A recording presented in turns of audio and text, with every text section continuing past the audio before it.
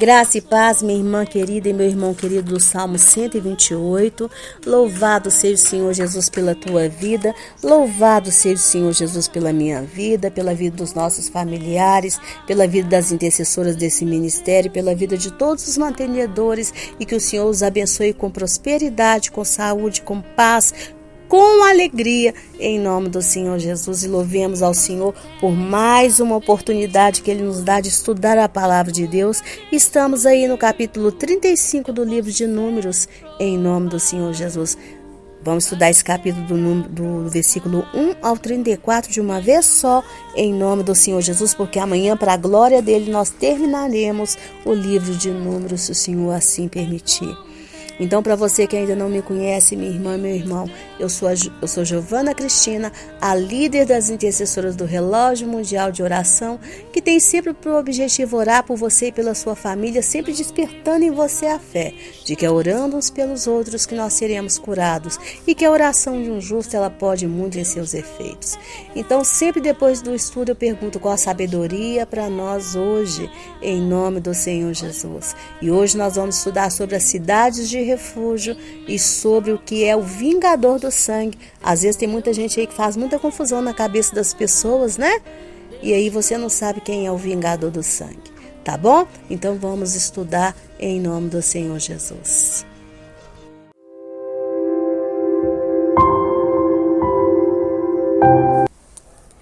Bem, então aqui no capítulo 35, tá? Nós vamos ver que apesar dos levitas, ou seja, da tribo de Levi, não ter recebido herança na terra de Israel, aqui nós vemos que o Senhor ordenou a Moisés que viesse separar, dar-se ordem aos israelitas para que no meio de suas terras eles pudessem separar cidades para que os levitas pudessem habitar, tá? Não somente pudesse habitar, como também pudesse criar os seus gados, porque os levitas tinham gados, né? Porque eram eles que faziam o transporte das tábuas do tabernáculo. Então eles tinham que ter gado, não é? Nós já vimos aqui que eles receberam carros de bois, né? Se receberam carros de bois porque eles tinham bois, não é isso? Então, pelo texto original, diz que deveria ser dado aos levitas cidades para eles viverem e os espaços abertos para os seus gados. Então saiba que nesses espaços abertos não poderia se construir casa e nem cultivar vinhedos ou plantar sementes, tá? Pois esses espaços abertos eram uma área livre fora e ao redor da cidade, de forma que embelezava toda a cidade, tá? Então perceba que o Senhor estava dando uma boa moradia para os seus servos, tá bom? Era uma boa moradia. Os levitas não tinham terras, mas eles não iam morar no pior da terra. Eles iam morar numa boa moradia. Porém, ali eles não poderiam fazer nenhum trabalho físico. Era simplesmente para moradas. Ali eles não iriam construir nada para questões pessoais. Porque qual que era o trabalho dos levitas? Os levitas estavam separados para servir ao Senhor, para fazer um serviço santo. Aqueles espaços abertos era o quê? Para o gado ali, para o gado viver também, para cuidar do gado dos levitas que serviam no serviço do tabernáculo também. Entendeu? E aí o texto nos traz a informação que esse espaço seria de 1000 cúbitos, tá? Ao redor, medindo fora da cidade, e medindo por cada lado seria de 2000 cúbitos. E algumas traduções traduzem por 450 metros ao redor e um quadrado de 900 metros de cada lado. Então tem até a área marcada, né? E é claro que nós sabemos que para a volta de Jesus tudo será restaurado. Então é por isso que as medidas estão aqui, minha irmã e meu irmão. Porque na hora da restauração tudo tem que ser exatamente como o Senhor marcou.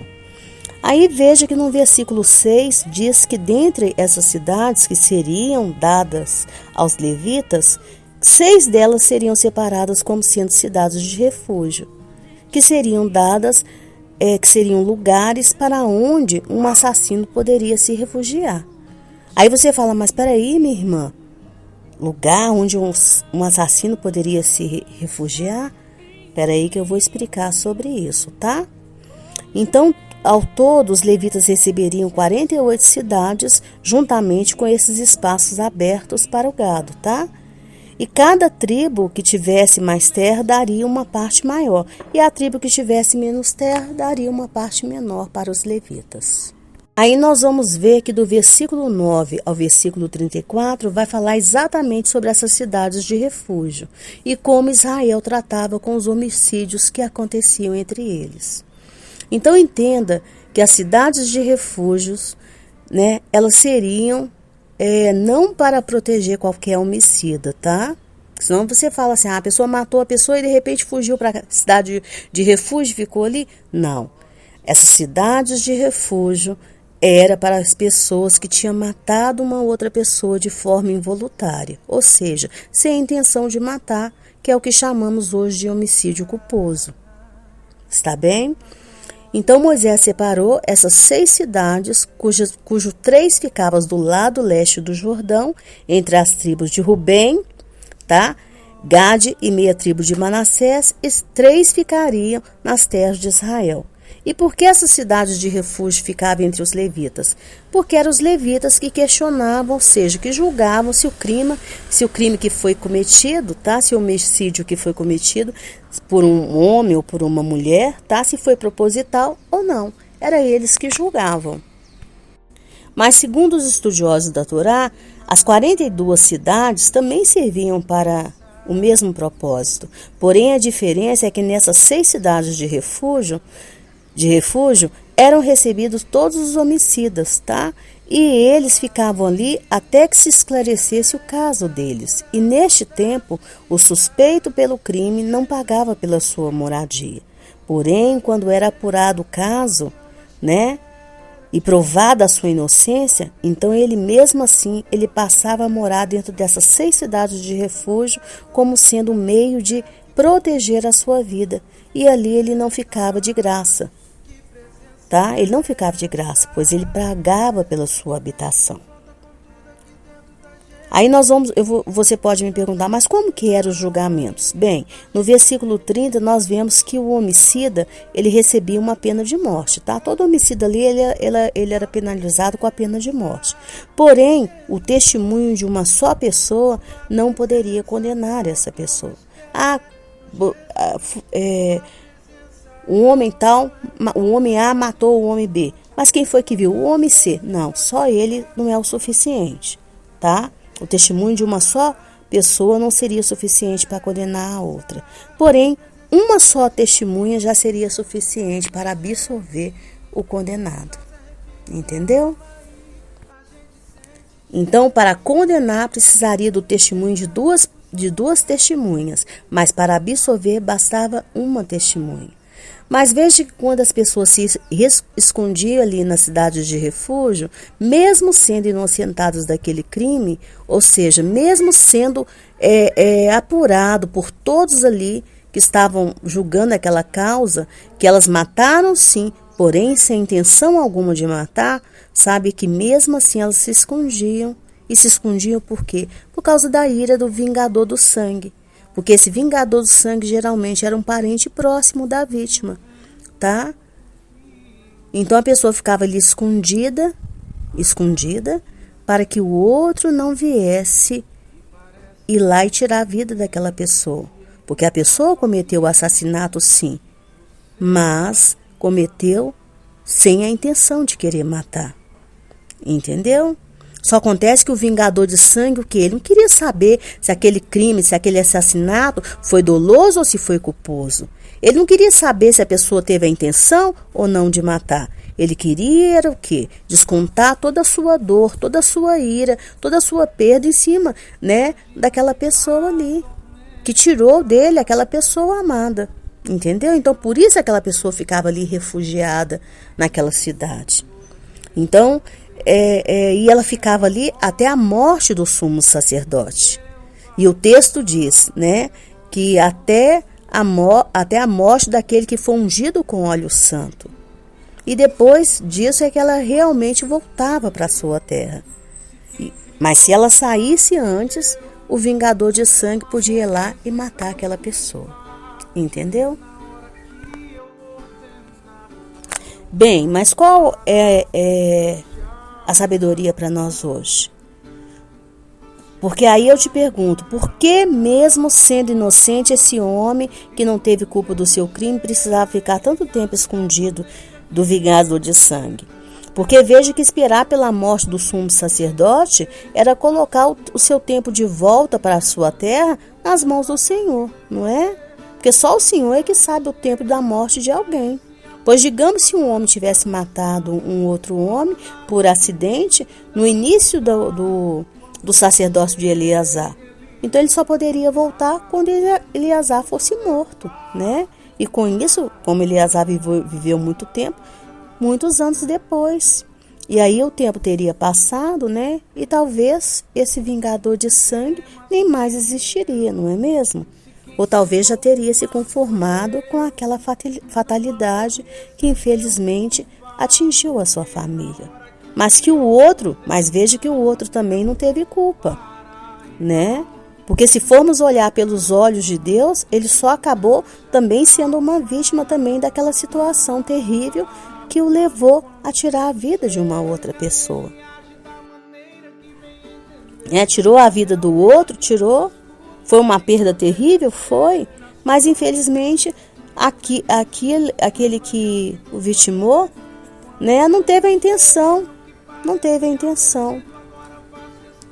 E minha irmã e meu irmão, para a nossa saúde mental, para nossa saúde emocional, nós temos sim que acreditar na justiça que é feita pelos nossos tribunais. Assim como aqui no tempo de Israel, eles acreditavam na justiça que era apurada pelos levitas, pelo sinédrio, pelos aqueles que faziam parte do sinédrio. Nós temos que acreditar, porque tem pessoas que não acreditam e ficam aí sofrendo, anos amargurados, anos sofrendo, anos remoendo as suas perdas, tá? E entenda que o Senhor, Ele cada vez mais, Ele entende a nossa dor, Ele entende a nossa ira, Ele entende a nossa perda, seja perda emocional, seja perda financeira, seja qualquer tipo de perda, o Senhor entende. E Ele entende também o nosso desejo de vingança, tá? Ele entende. E é por isso que o Senhor nos cura através do tempo. Ele nos providencia o tempo. A morte aqui do sacerdote, o culpado ficar ali, né? O homicida ficar ali. Aquele que tinha cometido aquele crime ficar ali, mas sem a intenção de matar, ficar ali refugiado na cidade de refúgio, era para que o tempo curasse ambas as partes. Ambas as partes. Ambas as partes. Aí você pode me perguntar, mas irmã, por que então ele não me curou? Tem 10 anos que eu perdi o meu filho num acidente de carro, o cara estava bêbado.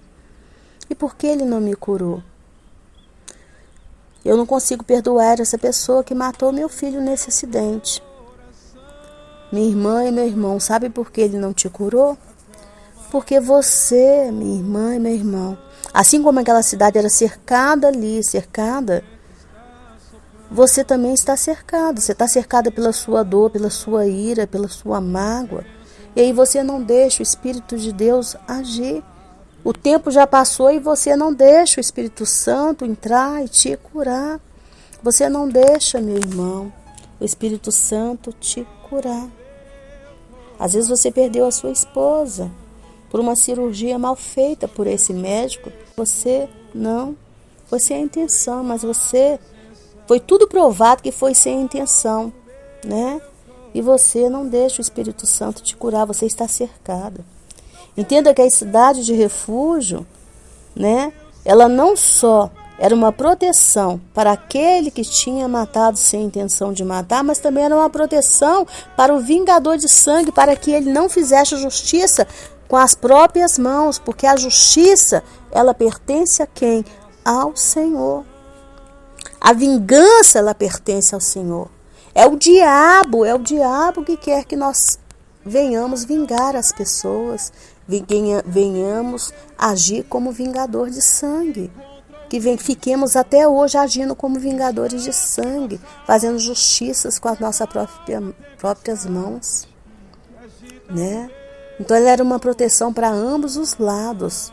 Olha, eles não vão passar para o lado de cá e nem você passar para o lado de cá. Mas quando aquele também que estava ali refugiado passava, aí era como se falasse, olha, você não quer a proteção do Senhor, você não quer, então o que acontecer com você é por sua conta e risco. É por sua conta e risco. Minha irmã e meu irmão, o tempo cura, o tempo sara. O tempo cicatriza feridas. O Senhor age no tempo. O Senhor age no tempo. Mas Ele age num tempo que nós permitimos. É um tempo que você permite, é um tempo que você permite todos os dias falando com Ele da sua dor. Porque Jó já dizia, se eu me calar, minha dor não passa. Se eu falar, proveito nenhum eu tenho, mas se eu me calar, ela não passa. Então tem que falar com o Senhor da sua dor. Exatamente como é, como foi, como você se sente, o que você gostaria que como fosse, mas tem que falar com o Senhor para que Ele te cure, e você vai ver pelo tempo que você vai estar curada. Você vai ver que o Senhor vai te surpreender com o passar do tempo, e você vai falar, olha, irmã, eu não sei como que pôde, mas o Senhor me curou. O Senhor me curou. Eu declarei o perdão, mesmo sem sentir o perdão, mas eu declarei. Eu declarava todos os dias, eu conversava com o Senhor. A palavra manda fechar a porta do quarto e eu fechava ali, me derramava e falava com Ele. E gritava e falava com Ele da minha revolta. E eu não sei como, irmã, passou. Irmã, eu estou curada. Você vai me falar, irmão. E não precisa nem falar para mim, não, mas só de eu saber que você está curado, oh, irmão. A alegria que eu sinto no meu coração é das respostas, das obediências que eu vejo aqui. As pessoas que ouvem e obedecem e vão ser curadas, saradas, em nome do Senhor Jesus. Amém? O nosso Deus, Ele age pelo tempo. Ele age pelo tempo. O Senhor não quer que você seja um vingador do sangue. E Ele não quer que o diabo coloque essas coisas na sua cabeça. Ele não quer. Porque o nosso Deus é um Deus que nos ensinou o perdão. O perdão. E através do perdão que você estende ao outro, você vai ver que o curado vai ser você, o livre vai ser você, o liberto vai ser você. O Senhor entende a sua dor? Entende. Ninguém está aqui subestimando a sua dor. Não. A sua dor ela é real, mas o Senhor, Ele cura. Ele sara. O Senhor do tempo. Amém? Então, minha irmã e meu irmão, declare hoje comigo. Eu, em nome do Senhor Jesus, estou curada em nome do Senhor Jesus. De toda dor que me fizeram passar, em nome do Senhor Jesus. Eu estou curada.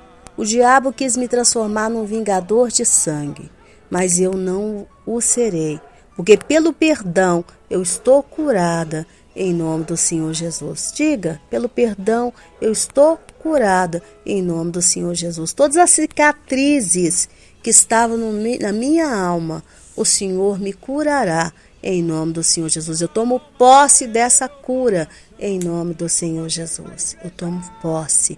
Eu fiquei esse tempo todo nessa cidade de refúgio, mas o Senhor me cura em nome do Senhor Jesus. Eu estou curada. Declara aí, meu irmão.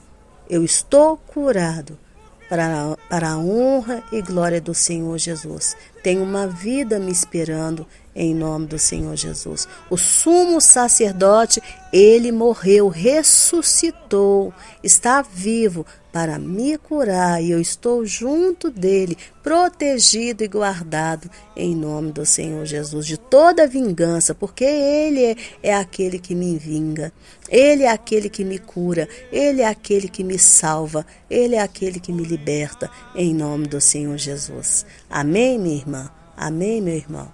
Que chegar na presença do Senhor Jesus e ganhar aquele abraço gostoso dele e ouvir o Entra Bendito de meu Pai seja a tua maior ambição, mas que até lá você colabore com Deus para que toda a tua família seja transformada na família do Salmo 128.